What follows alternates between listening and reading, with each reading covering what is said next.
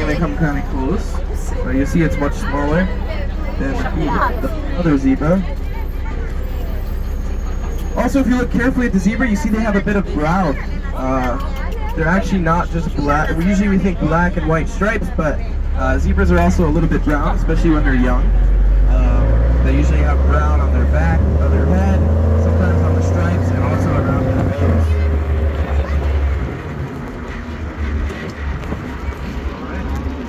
Este grandote que está aquí.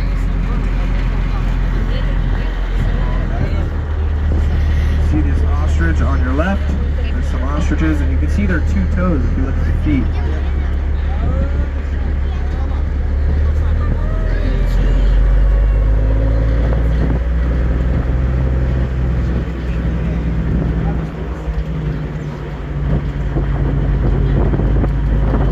Also to the left, you see an ostrich sitting down. He's actually sitting on a nest right now. Ostriches, unlike many birds, both the male and female will sit on the nest. They'll actually take turns. And so that prevents either one of them from losing too much weight during the incubation period. Usually a female will sit on the nest with many other bird species, and she'll lose a lot of weight because she can't go out to eat. And so the ostriches are kind of smart about it. They trade off they share the responsibility. Now on your left, these are called ellipsis waterbuck. They're from Africa, and they're very cool. When they go in the water, they start to smell really bad due to this oil that comes out of their skin, and that actually scares away predators. It helps keep the waterbuck safe. On your right side, you see the blue wildebeest, and then behind them are the Bisa oryx. There was also a peacock back there. It's kind of in the back. The blue wildebeest are the larger of the two wildebeest species, and they make this migration every year where they follow the rain patterns. It's a 1,200-mile migration, so they always have access to fresh grass and water. They're also one of the faster antelopes and one of the larger ones. They can weigh up to 600 pounds and run almost 50 miles an hour. Over there, those are black bucks, those two guys sitting down there with the big spirally horns. They're kind of small, they have that black coloration. They are also from India, just like peacocks. So they are from the Indian subcontinent, not from Africa. We will see more black. And on your right is going to be where most of the giraffes are here.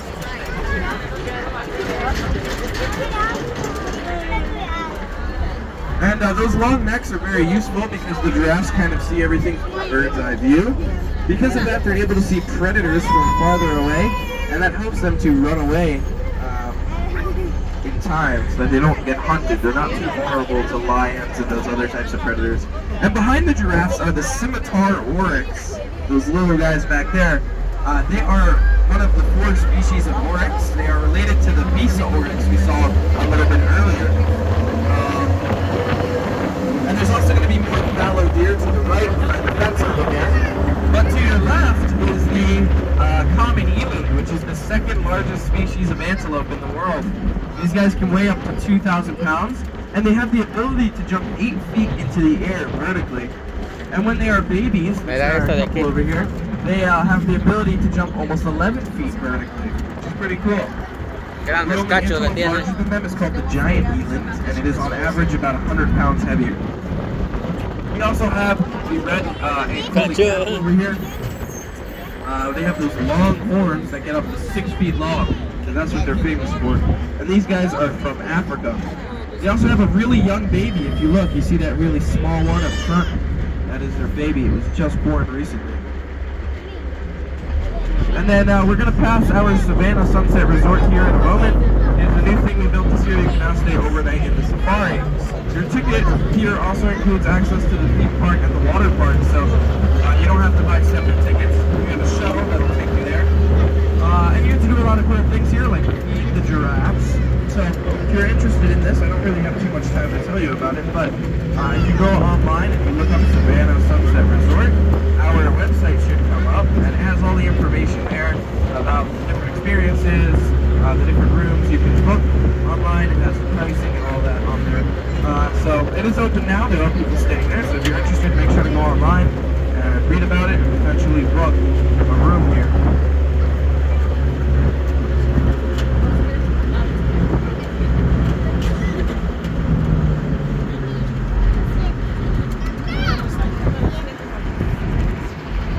ones are called black wildebeest. They are the other wildebeest species. They're a little bit smaller, also known as white-tailed gnu. And they have a similar story. Theirs is actually a little worse. They were hunted to extinction in the wild in the late 1800s. There were only a couple hundred wildebeest left living on farms in South Africa. And so those farmers started to breed them and eventually began releasing them into the wild. Nowadays they have a healthy wild population though, and it's actually growing every year. So we're not really worried about them going extinct anytime soon. So that's pretty cool. In 100 years they could go from hunted to extinction to now they have a healthy growing population. And it shows that our effect on these wildlife and that we have to be kind of responsible. There's 2 more black bucks there, and again we will see a lot of black bucks at the end, so don't worry about them too much for now. Those guys to your left are called sable antelopes, and as you can see they also have a baby there. And those sables, they have these long curved horns. They're one of the larger antelopes. They can weigh around 600 pounds. And those horns curve backwards, right? And they get up to 4 feet long. And so sables will use those horns to protect themselves. They can actually flip lions over their backs due to how strong they are. And that's useful because lions love to hunt sables. They are a large animal. There's a lot of meat out there. And you'll understand why. And they have these manes which protect their neck and vital organs for the male lions. And their job is basically to protect their territory and their pride, which is what we call a group of lions. Lions are territorial, okay? And yeah, as you can see, they're going to be over here. They are also members of the big cats, which means they have the ability to roar. You can hear a lion roar up to 5 miles away. It's very loud. And so if you stay in our resort, it's very likely that you'll hear our lions roaring in the morning. Now we will see more lions. We do have 3 lion prides here. We do have to keep them separate though so that they don't interact too much. So the other lion prides are going to be on your left side. So if you start looking over to your left, we will see some lions over there. Including some female lions. Now female lions are the ones who lead the hunt in the wild. And so they will be the ones who are hunting for food usually. Let's see, they're going to be up here on this hill. And so they don't have a mane because they don't really have much of a need for it. But these female lions, they're only successful hunters about 25% of the time. So like in certain seasons when there's a lot of food, obviously they'll be more successful. But during the dry season, there's not a lot of options, and so they will tend to fail their hunt a lot. They'll also be fairly tired. Because of that, when lions do catch food, they have to eat a lot. They'll eat up to 40 pounds of meat in one sitting. And so to feed the whole pride, they have to catch a fairly large animal, right? Especially this coast, our black bears are black and dark brown, so it kind of sounds like, you know, it makes sense, black bear, right? But if you go west of the Mississippi, and especially as you get towards the west coast, you'll find black bears that are light brown, they can be reddish brown, they can be blonde, and they can also be white. And so that's a lot of colors that are not black. Kind of like how the white rhino is not white. So it's a very weird naming scheme that they have with the black bears. Not sure why. But anyways, some facts about these guys. They are omnivores, so they'll eat both plants and animals. Although they do prefer plant sources of food. Okay? So that makes them very easy to take care of. That also makes them great pets, in my opinion. Black bears are also great climbers. They can climb up trees very well. And they are pretty good swimmers as well.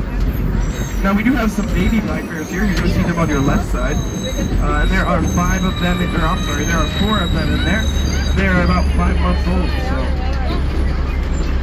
if you keep looking to your left, you'll start to see some of the babies.